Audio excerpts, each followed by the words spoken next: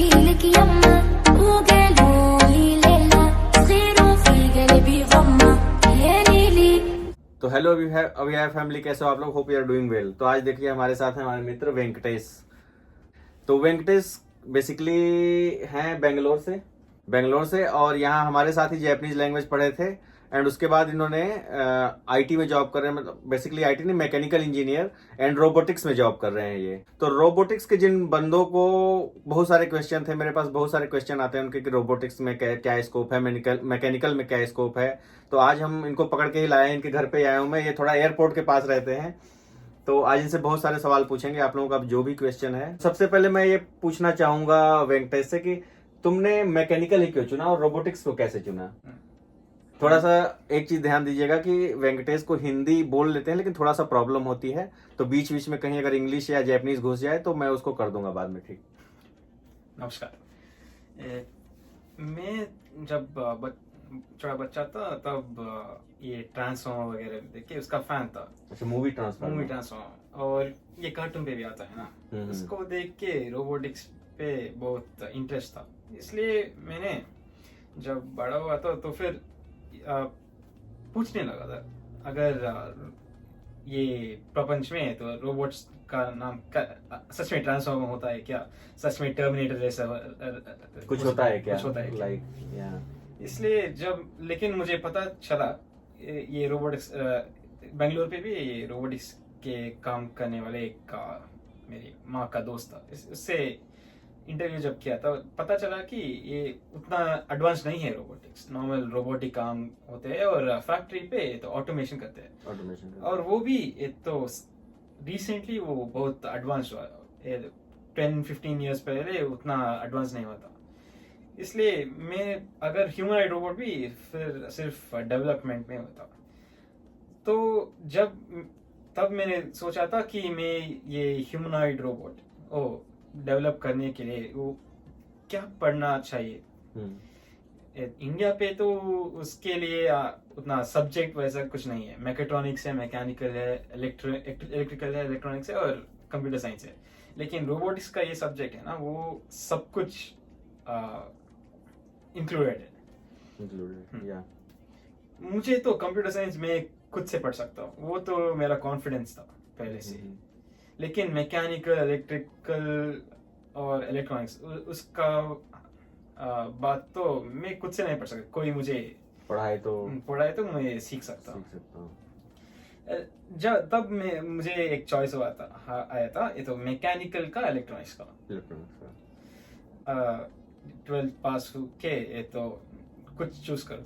अगर तब मेरे पेरेंट्स के साथ बहुत ही झगड़ा हुआ था क्यों सीएस नहीं रहे। वाकई ज्यादातर पेरेंट्स तो सीएस पे फोकस करते हैं। उनको लगता है कि मैकेनिकल मतलब मैकेनिक हो गया, वो इंजन बनाएगा, ये करेगा। सेम आर्गुमेंट हुआ था। तब उन लोगों भी, मेरे पेरेंट्स भी मैकेनिकल करने वाले लोग थे। लोग से बात करके तब उन्हें भी पता चला मैकेनिकल एवरग्रीन। मुझे भी मैकेनिकल पे तो क्यों नहीं था, इंटरेस्ट था। रीजन ये है कि मुझे फिजिक्स भी बहुत अच्छा लगता है। फिजिक्स इसलिए पहले बहुत बहुत सोचना पड़ता था कि मैकेनिकल का या इलेक्ट्रिकल का। लेकिन फाइनली मैकेनिकल चूज किया। चलिए, फिर जापान आने का कैसा बना, मतलब जापान आने का कैसा सीन बना? पहले से बोला था ना, रोबोटिक्स का तो ये बहुत इंटरेस्ट था।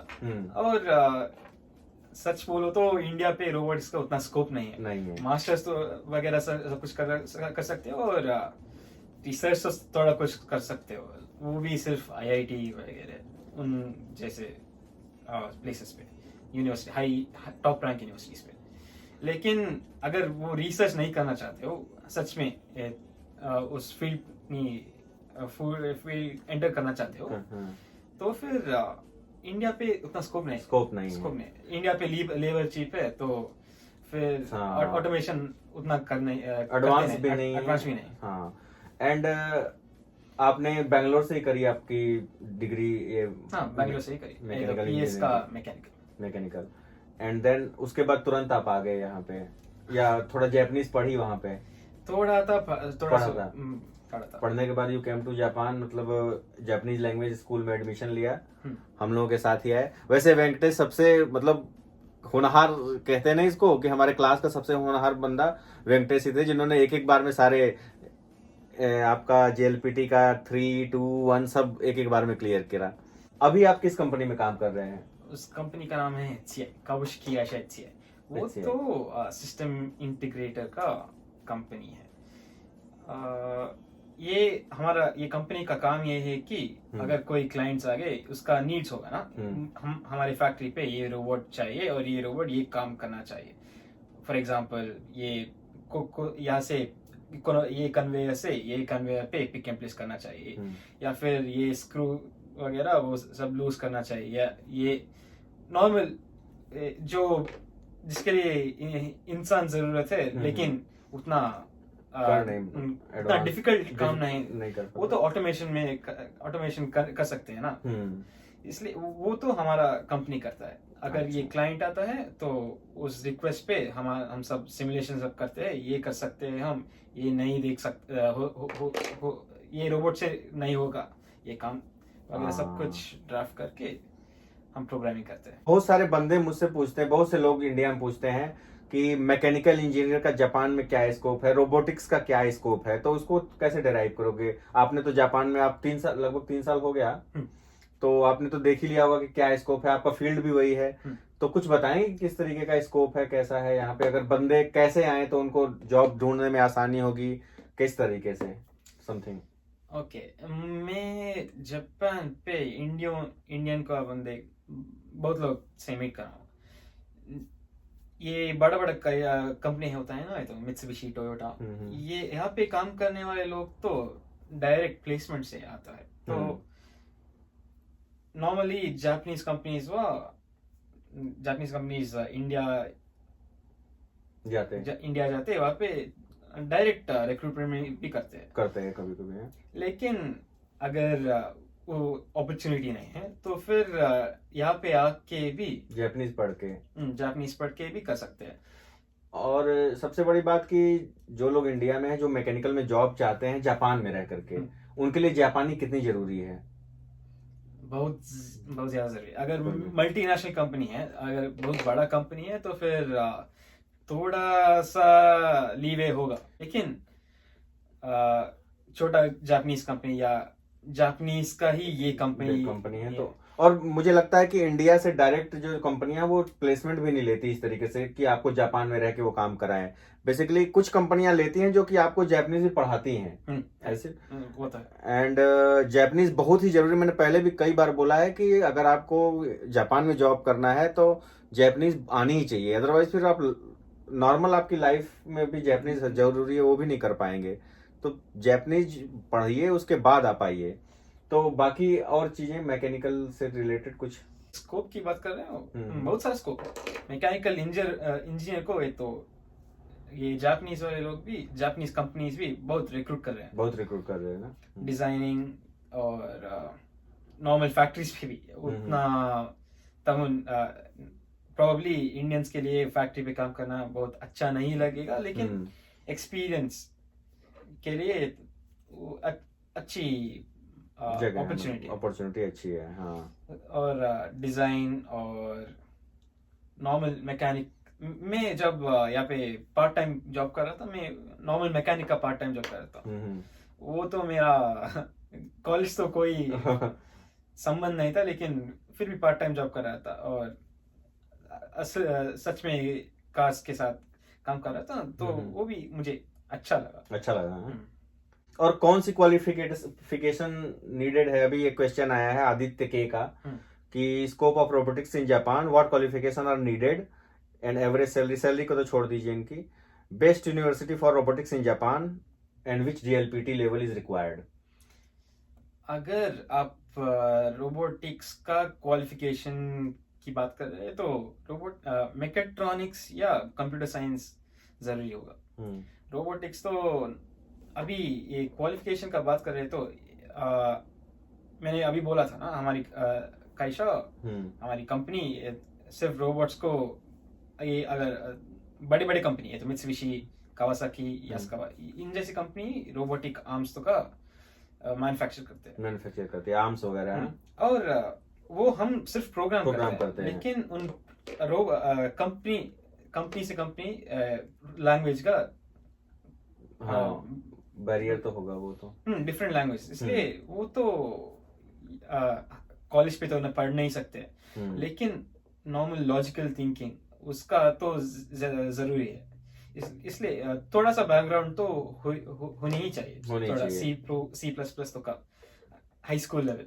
अगर यहाँ पे आके काम करोगे तो वो मेनली देखेंगे कि अपना कॉम्प्रिहेंशन कितना है। बहुत वीक होगा तो नहीं सिखाएंगे, लेंगे ही नहीं, फिर रिक्रूट क्यों करेंगे? रिक्रूट ही नहीं करेंगे। सुने ही होंगे तो JLPT का बात तो मिनिमम N3 होके, लेकिन स्पीकिंग लेवल N2 होना चाहिए। N2 होना चाहिए स्पीकिंग लेवल, सही बात है, वरना क्लाइंट कुछ और कहेगा, आप समझोगे कुछ और। अच्छा, एक क्वेश्चन बहुत लोगों का कई बार मेरे सामने आया कि इंजीनियरिंग तो उन्होंने ले ली है, लेकिन क्या कॉलेज का फर्क पड़ता है? जैसे कोई बेकार सा कॉलेज मिल गया किसी को, एक होता है ना इंडिया में कोई लहंडी सा कॉलेज मिल गया, कोई बहुत अच्छा, तो कॉलेज का कितना इम्पैक्ट पड़ता है यहाँ जापान में जॉब पाने के लिए? तो अगर बड़ी कैशा है तो थोड़ा देख लेंगे, लेकिन अगर बड़ी कैशा है तो वो तो सिर्फ रिक्रूटमेंट से लेते नॉर्मल कैशा वो तो उन लोगों को कोई फर्क नहीं पड़ता। आपकी नॉलेज देखते हैं, वो नॉलेज देते हैं, और उन लोगों की भी पता भी नहीं है कि कौन सा कॉलेज है, कौन सा लैंड है। तुम्हारे कॉलेज के बारे में उतना नहीं जानते वो लोग, सिर्फ इंटरनेट पे देखते हैं, और रैंकिंग अच्छा होगा तो शाबाश बोलते हैं, अगर अच्छा नहीं होगा तो अगर आपका जापानीज ठीक है वो भी ले लेंगे।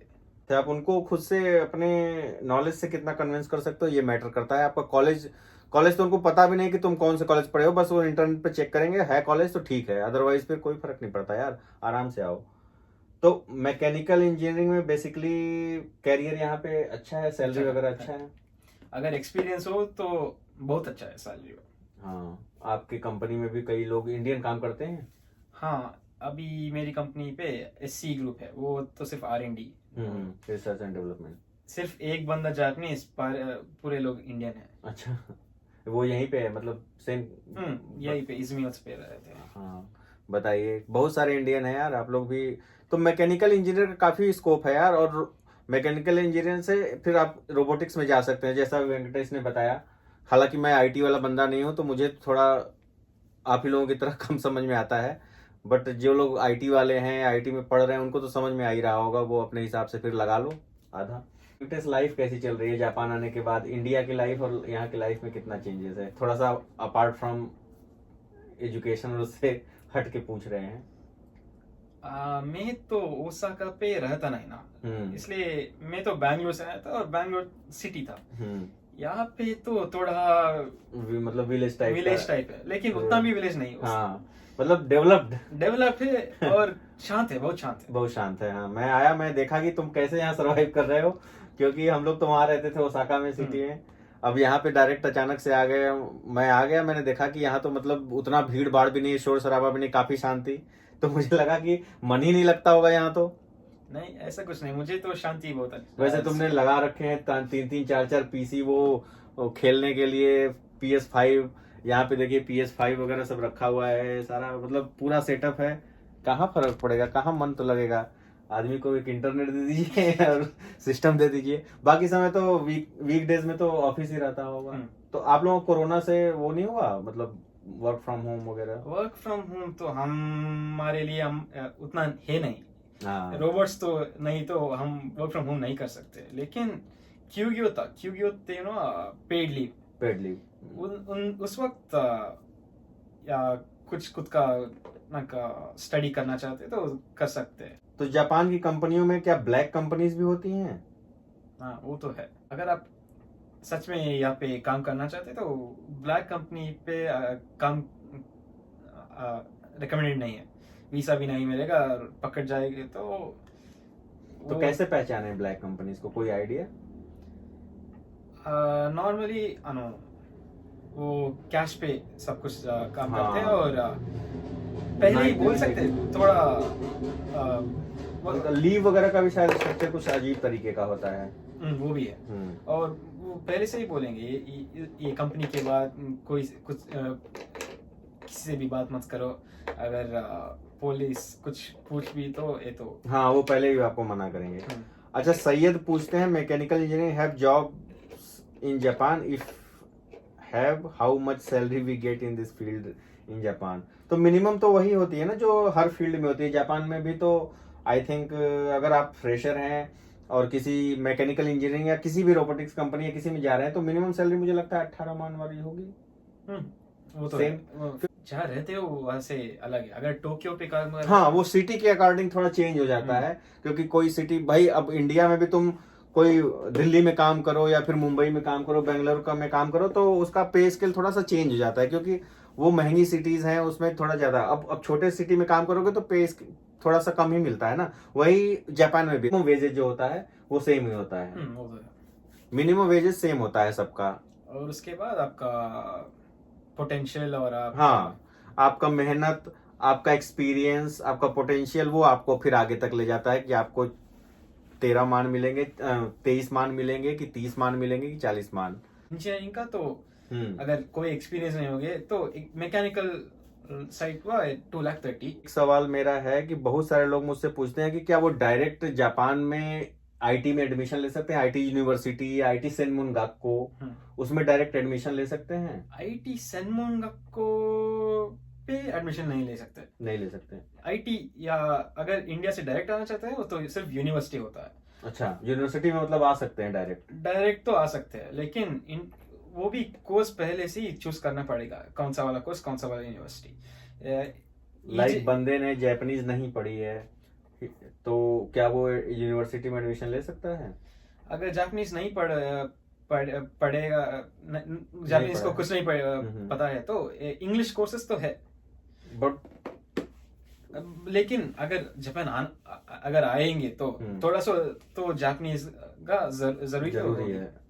और अगर ये जापानीज एम्बेसी से कांटेक्ट करके आप पूछ सकते हैं। एग्जाम्स तो बहुत कुछ है, बट बहुत डिफिकल्ट होता है, कंपटीशन तो बहुत है। और जापानीज जो लोग जापानीज में आईटी पढ़ते हैं उनके लिए तो जापानीज का N1 लेवल तक होना बहुत जरूरी है, क्योंकि वो इतना हार्ड कोर्स होता है उसका। हाँ, वो तो है। यूनिवर्सिटी पे पढ़ना चाहते हैं तो मिनिमम N2 होनी चाहिए। मिनिमम N2 होने चाहिए। पेपर देखा एंट्रेंस का? मैं तो EJU का पेपर देखा हूँ, और जब इंडिया पे था थोड़ा सा तो कुछ रिसर्च किया था, इसलिए थोड़ा सा पता है। एंट्रेंस का क्वेश्चंस उतना डिफिकल्ट नहीं था। अच्छा, लेकिन अगर जापानीज पे था जापानीज में देना पड़ेगा। तुम जब यहाँ आए थे तो स्टडी के पर्पज से आए थे, मतलब जापानीज स्टडी करके हायर स्टडीज के लिए, या फिर जॉब के लिए डायरेक्ट? मैं तो हायर स्टडीज के लिए आया था। अच्छा। जब मैं आया था तो स्कूल के वाले लोग भी कहते थे कि हम हेल्प कर सकते हैं। अच्छा। तो मैं स्टडीज के यूनिवर्सिटी सर्च कर रहा था। अगर मेरे तो MS के रीजन से मैं आया था, इसलिए प्रॉब्लम ये था कि कोई GRE वगैरह कुछ नहीं है जापान में। अगर MS करना चाहते हो तो डायरेक्ट प्रोफेसर से बात करके उसके बाद प्रोफेसर के हिसाब से कोई एग्जाम हो क्या, या फिर डायरेक्ट एडमिशन लेगा की बात बनेगी। और मेरा एक सीनियर था, वो है भास्कर, और वो भी मेरा तो नजी बैकग्राउंड, सेम बैकग्राउंड, मैकेनिकल और रोबोटिक्स के हायर स्टडीज करना चाहता था। लेकिन जब वो इंटरव्यू पे ये मैथ तो साइंस क्वेश्चंस वो सब कुछ आसानी से पास किया था, लेकिन जब इंटरव्यू ले रहा था उस वक्त प्रोग्रामिंग का क्वेश्चन नहीं था, उसको तो कुछ पता नहीं था। वो प्रोग्रामिंग IT में बंदा नहीं है। मुझे भी मैथ साइंस तो कोई प्रॉब्लम नहीं थी, इसलिए जब मैं उसका वो थोड़ा सैम्पल क्वेश्चंस मुझे पूछा था, मुझे तो वो बहुत आसान लगा, बहुत इजी आसान लगा। लेकिन प्रोग्रामिंग का क्वेश्चंस तो मुझे भी कुछ पता नहीं, थोड़ा सा कुछ C++ पता था, इसलिए गिव अप नहीं किया था, लेकिन सिर्फ उतना होप नहीं था तब। और तब भास्कर ने ये अभी जो काइशा पे मैं काम कर रहा हूँ, वहाँ ज्वाइन किया और एक इंटरव्यू था। तब मेरे टीचर्स भी बोले थे ये इंटरव्यू पे थोड़ा पार्टिसिपेट करो, क्योंकि रोबोटिक्स का विषय है और तुझे ना इंटरेस्ट है ना, इसलिए पार्टिसिपेट करो। और यहाँ पे भास्कर को बहुत पहले से प्लेसमेंट मिल गया था, तो मैंने भास्कर से डायरेक्टली बात किया। क्या उसने बोला था कि ये ऑफिस तो तुम्हारे लिए है। मुझे बोला अच्छा। और जब हमारा बॉस इंटरव्यू लेने आए थे तो वो कंपनी का प्रोफाइल देख के थोड़ा इंटरेस्ट आ गया था, और इंटर्नशिप करके बहुत इंटरेस्ट था, इसलिए उसे प्लेसमेंट हो गया। तो अभी आगे का क्या प्लान है? नौकरी कंटिन्यू करनी है या फिर स्टडी का कुछ है चांस अब, या अब खत्म हो गया? खत्म तो है नहीं। जब मैं स्टूडेंट था एक बहुत बड़ा प्रॉब्लम था कि पैसे नहीं थे पढ़ने के लिए, और 28 आवर्स का रिस्ट्रिक्शन है, वो तो तब सब कुछ पता है ना। इसलिए अगर वो रिस्ट्रिक्शन को हटा के चांस से यहाँ पे जीना चाहते हो तो पढ़ के और सेकत्स का कोई प्रॉब्लम नहीं होना चाहिए, तो वो रिस्ट्रिक्शन हटानी पड़ेगी। उसके लिए मैं तो जापानीज सिटीजन बनना होगा, इतना इचिबान आसान। तो मतलब अभी गिव अप नहीं किया, अभी करना है आगे जा करके। चलो, all the best for your future. Thank you. तो भाई ये थे वेंकटेश के साथ हमारा इंटरव्यू हो गया। एंड आप लोगों को जो चीज़ें समझ में आई अच्छी बात है, जो नहीं समझ में आई कमेंट बॉक्स में लिख दीजिएगा, उसका जवाब आप लोगों को मिल जाएगा देर सवेर जब भी होगा। और अब मिलते हैं अगली वीडियो में, तब तक खुश रहिए, आबाद रहिए। नमस्कार।